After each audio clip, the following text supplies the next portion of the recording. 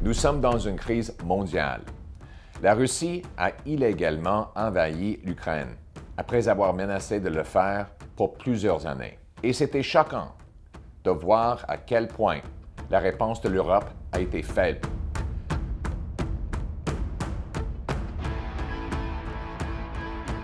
Face à un tyran comme Poutine qui envahit un pays libre.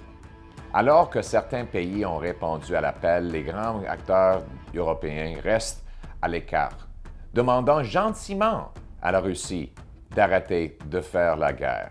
Il y a une raison pour laquelle la majorité de l'Europe n'a pas agi fortement. Le gaz et le pétrole.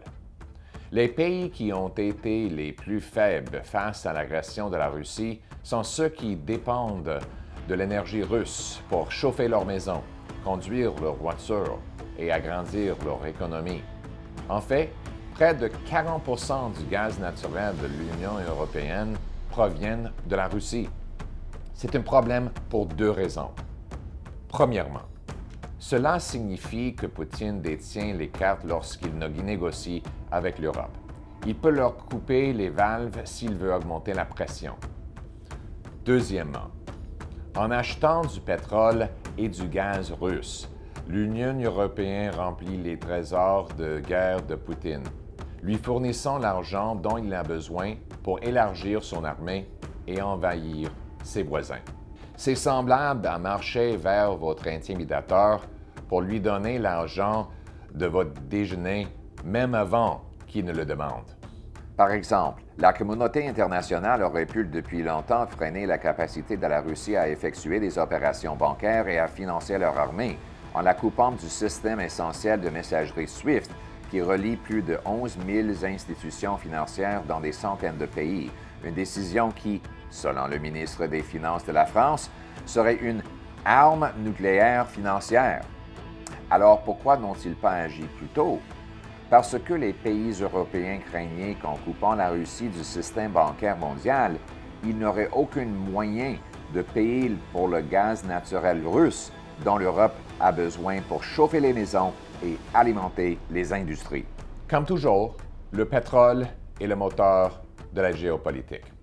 Les Européens sont dépendants de la Russie, donc Poutine a tous les cartes. Mais nous pouvons aider à retirer ces cartes parce que nous avons ce dont les Européens ont besoin et nous en avons beaucoup, de l'énergie.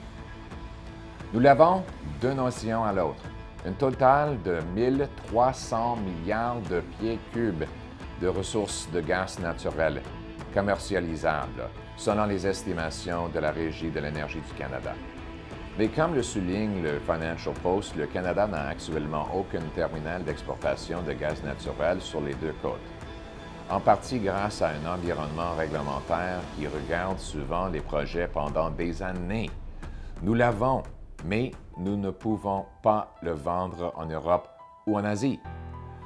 Mais bonne nouvelle, il y a plusieurs projets qui sont sur le point de débloquer de nouveaux marchés pour le gaz naturel liquéfié, également appelé le GNL. Un projet proposé de GNL de 10 milliards de dollars à Terre-Neuve pourrait liquéfier et transporter le gaz naturel extrait de la côte Est vers l'Europe. Le Terre-Neuve a l'avantage supplémentaire d'être le point d'Amérique du Nord le plus proche de l'Europe, ce qui emporte des distances de navigation plus courtes. S'ils étaient développés, ils produiraient du gaz naturel liquéfié parmi les plus propres au monde.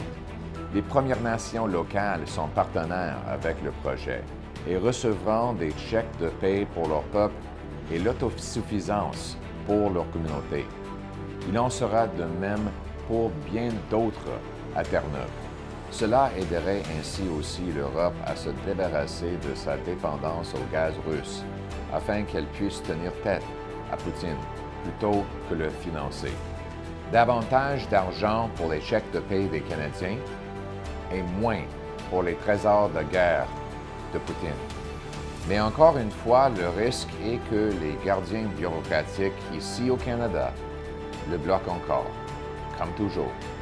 Justin Trudeau dit qu'il veut éliminer progressivement notre production de pétrole et de gaz, et l'une de ses propres ministres a même été arrêté pour avoir manifesté illégalement contre l'énergie.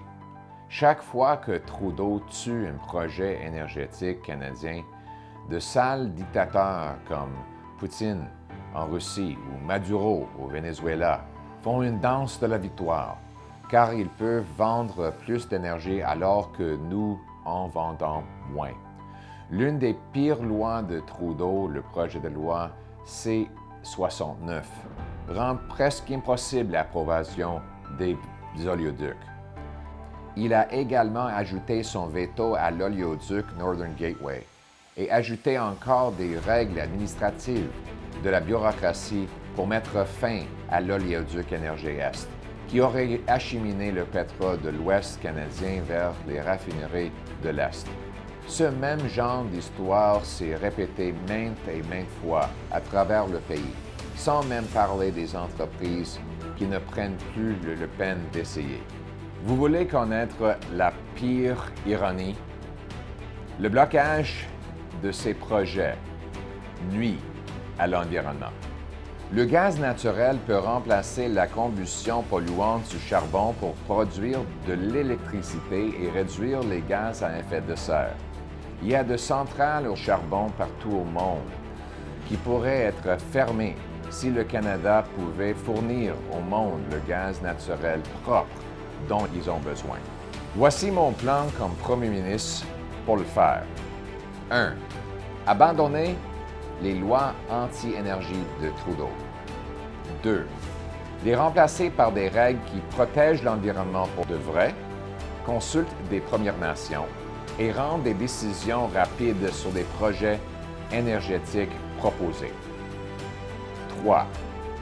Exiger que les régulateurs accélèrent les décisions sur des projets comme GNL Newfoundland et Labrador qui pourraient protéger la sécurité internationale. Simplement, mon gouvernement enlèvera les obstacles bureaucratiques afin que nos travailleurs puissent gagner des chèques de paie et que notre énergie puisse propulser nos alliés contre la tyrannie. Le Canada reprendra le contrôle de son avenir énergétique et nos travailleurs reprendront le contrôle de leur vie. Et le monde sera un endroit plus sécuritaire et plus vert.